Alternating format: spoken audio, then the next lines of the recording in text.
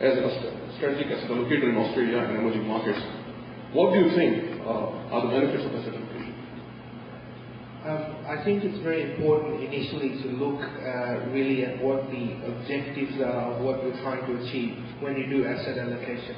I think Paras just summed up that by saying that asset allocation is looking at trying to increase exposure to assets which you expect to do well, and trying to reduce exposure to assets which you expect may not do well in the medium to short term, or even in the longer term.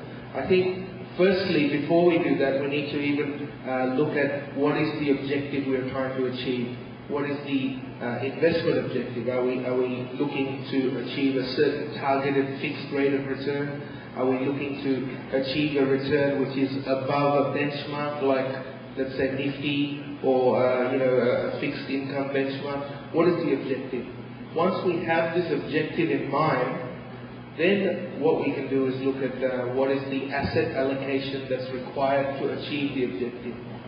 Typically, this hasn't been the way it's been done in India, because asset allocation through hybrid funds is still a new and developing concept, and so far has been mainly done through a mixture of a bit of equities, local equities, and a bit of a mixture of fixed income and cash.